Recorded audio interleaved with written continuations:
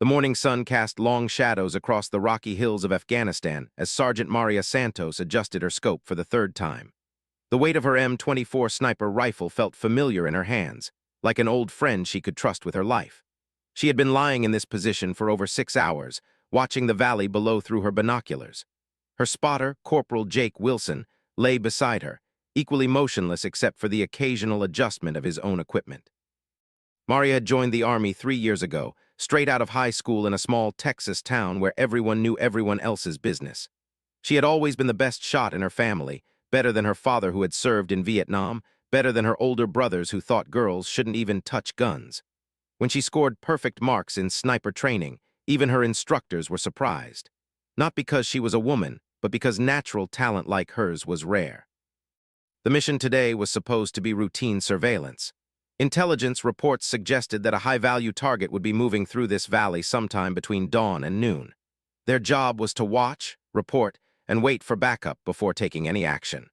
The rules of engagement were clear. Observe and report unless directly threatened or unless American lives were in immediate danger. Wilson shifted slightly beside her, his voice barely a whisper. Movement 2 o'clock, about 800 meters out. Maria swung her scope in that direction. Through the powerful lens, she could see a group of men moving along a narrow path that wound between the rocks. They were armed, but that wasn't unusual in this part of the country. What caught her attention was their formation and the way they moved. These weren't farmers or local militia. These men had military training. She counted 12 fighters, all carrying assault rifles and wearing tactical gear. One man walked in the center of the group, clearly being protected by the others. Even from this distance, Maria could see he matched the description they had been given of their target. This was a bomb maker responsible for at least 15 attacks on coalition forces in the past 6 months. "That's him," she whispered back to Wilson. Center of the group blew. Wilson was already reaching for his radio to call in the sighting when everything went wrong. The crack of gunfire echoed through the valley, but it wasn't coming from the group below. It was coming from behind them. Maria spun around to see muzzle flashes from a ridge about 300 meters to their rear. Somehow, another group of fighters had managed to get around behind their position without being detected. Bullets whined overhead as both soldiers flattened themselves against the rocky ground. Their carefully chosen hiding spot, perfect for watching the valley, had become a trap. The rocks that provided concealment from the front offered no protection from the rear. Wilson was speaking rapidly into his radio, calling for immediate backup and air support, but Maria could hear the frustration in his voice. The nearest friendly forces were at least 20 minutes away, and close air support would take even longer to arrive. 20 minutes might as well be 20 hours when you're pinned down by enemy fire. The situation was getting worse by the minute. The group in the valley had heard the gunfire and was now moving quickly along the path, trying to escape the area. Their primary target was about to slip away, and there was nothing they could do about it while taking fire from behind. Maria made a quick decision that would change everything. Instead of continuing to hide behind the rocks, she began moving laterally along the ridge, using whatever cover she could find. Wilson called after her, but she was already committed to her plan. She had spotted something during their initial reconnaissance that morning. A small depression in the rocks about 50 meters to their left that would give her a clear shot at both the group behind them and the valley below. It was a dangerous move because it meant leaving their prepared position and exposing herself to enemy fire, but staying put meant certain capture or death. Bullets kicked up dust around her as she scrambled across the open ground. Her heavy rifle and equipment made the movement slow and clumsy, but she kept moving. Training had taught her that a moving target was harder to hit than a stationary one, and right now that training was keeping her alive. She reached the depression and quickly set up her rifle. From this new position, she could see the muzzle flashes from the fighters who had them pinned down. There were at least 8 of them, spread out along the ridge in good defensive positions. They had obviously planned this ambush carefully.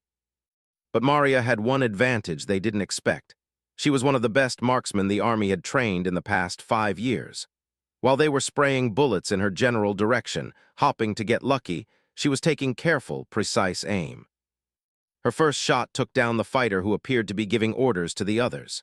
The sound of her rifle was different from the rapid chatter of their automatic weapons, deeper and more authoritative.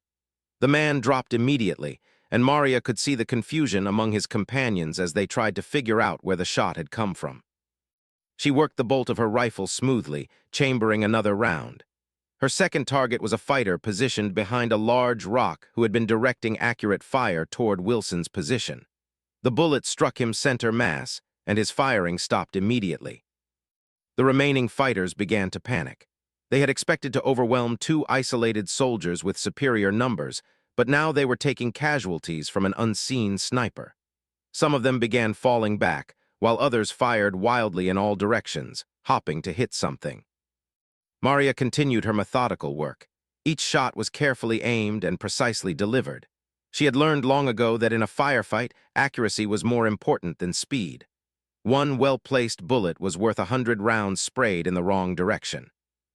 Within 10 minutes, she had eliminated 5 of the attackers and sent the rest retreating back down the far side of the ridge. The immediate threat to their position was over, but their original mission was far from complete. During the firefight, the group in the valley had continued moving and was now almost out of effective range. In a few more minutes, would disappear into the maze of caves and tunnels that honeycombed this part of the mountains, and it might be months before intelligence could locate him again. Wilson was still calling for backup, but they both knew it would arrive too late to matter. The choice facing Maria was stark: let their target escape or take a shot that was right at the edge of what was possible with her equipment and skills. The range was now nearly 1,200 meters, at the very limit of her rifle's effective range. The wind was gusting unpredictably through the valley, and the target was moving. Even for someone with her exceptional skills, it would be an extremely difficult shot. She settled into her shooting position and began the mental calculations that had become second nature. Wind, speed, and direction, range estimation, target movement, ammunition ballistics. All of these factors had to be considered and adjusted for in the few seconds she had before the target disappeared completely. Through her scope, she could see clearly. He was walking confidently, probably believing he had escaped the American forces once again. He had no idea that 1,500 meters away, a Texas girl who had learned to shoot rabbits behind her family's barn was lining up the most important shot of her military career. Maria controlled her breathing, letting half the air out of her lungs and holding the rest. This was the moment when everything she had learned came together. Thousands of hours on firing ranges, countless practice sessions in every weather condition imaginable, and the natural talent that had first shown itself when she was 12 years old shooting bottles off fence posts. The crosshairs settled on his chest as she led the target slightly to account for his movement. At this range, even a small error would mean a complete miss. The bullet would take nearly 2 seconds to reach its target, and in that time would move almost 4 feet. She had to aim at where he would be, not where he was. Her finger found the trigger and applied steady, even pressure. The rifle bucked against her shoulder as the shot broke cleanly. Through the scope, she watched the bullet's path, following the trace as it arced across the valley. For what seemed like an eternity, nothing happened, then stumbled and fell. Wilson whooped quietly beside her. "Outstanding shot, target is down." But Maria was already working her bolt, chambering another round. Experience had taught her that one shot, even a good one, didn't always end a fight. She kept her scope trained on the group below, watching for any signs that might still be alive or that his companions might try to rescue him. The other fighters had scattered when their leader fell, but now they were regrouping around his body. Maria could see them gesturing and pointing in different directions, trying to figure out where the shot had come from. Some of them were already moving toward better defensive positions, while others seemed to be checking on his condition. Through her radio, she could hear Wilson calling in the successful engagement. "Overwatch base, this is Recon 27. Target down, 1 round fired. Repeat, primary target is down." The response came back immediately. "Roger, Recon 27. Outstanding work. Be advised backup is still 15 minutes out. Stay in position and maintain overwatch." Maria allowed herself a small smile. She had made what might have been the longest confirmed sniper kill by a female soldier in military history, though she knew it would be months before the paperwork was processed and the distance officially. But the celebration was premature. As she watched through her scope, one of his men produced a radio and began speaking rapidly into it. Within minutes, she could see more fighters emerging from concealed positions throughout the valley. What had started as a 12-man group was now revealing itself to be part of a much larger force. "We've got problems," she told Wilson. "Looks like our friend down there had more company than intelligence thought." Wilson cursed under his breath as he counted the new arrivals. "I'm seeing at least 30 additional hostiles, maybe more, and they're all armed for bear." The situation was deteriorating rapidly. The shot that had eliminated had also revealed their position to a force that significantly outnumbered them. Even worse, some of the new arrivals appeared to be carrying mortars and rocket-propelled grenades. If they decided to assault Maria and Wilson's position, the two soldiers would be completely overwhelmed. Maria made another quick decision. Instead of waiting to be attacked, she began engaging the new targets systematically. Her goal wasn't to eliminate all of them, that would be impossible with the ammunition she had, but to disrupt their organization and buy time for backup to arrive. Her first target was the man with the radio who had called in the reinforcements. The shot was easier than the one that had taken down, only about 600 meters with a stationary target. The man dropped immediately, his radio falling among the rocks. Next, she focused on what appeared to be leaders or anyone carrying heavy weapons. Each shot was carefully planned and precisely executed. She wasn't trying to win a battle single-handedly, but to create enough chaos and confusion to prevent the enemy from mounting an organized attack. The effect was immediate. The fighters below began scrambling for cover, no longer moving with the confidence they had shown earlier. Some of them were firing randomly toward the ridges, but they had no clear idea where the sniper shots were coming from. Wilson was providing valuable assistance, spotting targets and calling out range estimates. His job was to keep track of ammunition and make sure Maria didn't run out at a critical moment. They had started the mission with 40 rounds for the sniper rifle, and she had already used 8. 32 rounds remaining, Wilson called out. "And I've got movement on the eastern slope. Looks like they're trying to flank us." Maria swung her scope toward the eastern slope and immediately saw the problem. A group of about 10 fighters was working its way up the mountainside, using the natural terrain to stay hidden from the valley floor, but moving steadily toward their position. If that group reached the ridge, they would be able to attack from close range, where Maria's long-range advantage would be useless. She began engaging the flanking force, but the targets were partially concealed and constantly moving. These shots were much more difficult than the ones she had been making in the valley. Several times she was forced to wait for a clear shot, watching precious seconds tick away as the enemy fighters got closer to their position. The first round missed, striking the rock face just inches from a fighter's head. The man dove for cover, and Maria had to wait almost a minute before he exposed himself again. Her second shot was true, and the man tumbled down the steep slope. But taking out one member of the flanking force wasn't enough to stop them. The others continued climbing, now fully aware that they were under observation and taking extra care to stay hidden. Maria found herself in the frustrating position of knowing exactly where the enemy was but being unable to get clear shots. Wilson was monitoring multiple radio frequencies, trying to get an update on when backup would arrive. The news wasn't good. "Overwatch base says friendly forces are still 10 minutes out. Close air support is 15 minutes minimum." 10 minutes might as well have been 10 hours. At their current rate of advance, the flanking force would reach rifle range within 5 minutes. Once that happened, the advantage would shift completely to the enemy's side. Maria made what might have been the most difficult decision of her military career. Instead of continuing to engage targets from their relatively safe position, she decided to move again. There was a small outcropping of rocks about 70 meters down the slope that would give her a better angle on the flanking force, but reaching it would mean exposing herself to fire from multiple directions. "I'm moving to the secondary position," she told Wilson. "Keep me covered." Wilson nodded grimly and began firing his assault rifle toward the valley floor, not necessarily trying to hit anything, but forcing the enemy fighters to keep their heads down while Maria made her move. The 70-meter dash felt like the longest run of Maria's life. She carried her rifle at the ready, knowing that she might need to stop and return fire at any moment. Bullets whined past her head and kicked up dust at her feet, but she kept moving. She reached the new position just as the first members of the flanking force came into clear view. From this angle, they were no longer protected by the rocks that had shielded them from her previous position. She immediately began engaging them at a range of less than 300 meters. At this distance, her shots were devastatingly effective. The fighters had been so focused on reaching the ridge that they hadn't noticed her movement to the new position.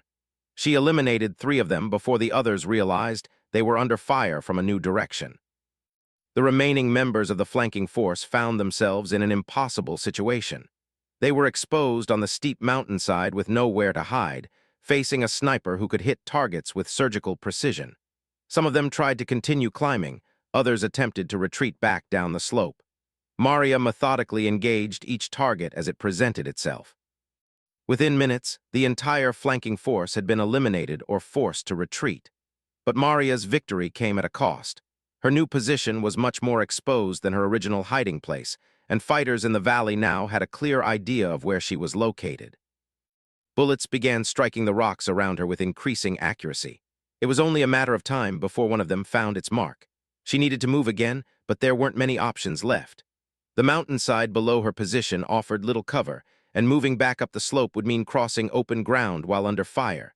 The sound that saved Maria's life came from behind her, the distinctive whoop-whoop-whoop of helicopter rotors cutting through the mountain air. She glanced back to see 2 Apache attack helicopters appearing over the ridge, their guns already tracking toward targets in the valley below. "Recon 27, this is Devil 6-1, crackled through her radio. "We have eyes on your position. Keep your heads down while we clean house." Maria had never been so happy to hear another voice in her life. She pressed herself against the rocks as the Apache opened fire with their 30 chain guns. The sound was like thunder rolling across the mountains, and the effect on the enemy fighters below was immediate and devastating. The remaining fighters in the valley had no defense against the helicopter gunships. Those who didn't flee immediately were caught in the open and eliminated within minutes. The entire engagement lasted less than 5 minutes, but when it was over, the valley was quiet except for the sound of the helicopters circling overhead. Wilson's voice came through her earpiece. "Maria, you need to see this. We've got ground forces moving up the main trail." She looked where he was pointing and saw a convoy of Humvees winding its way up the mountain road toward their position. Help had finally arrived, though the immediate crisis was already over. The combination of her precision shooting and the Apache helicopters had completely neutralized the enemy force. As the first Humvee reached their position, Maria finally allowed herself to relax.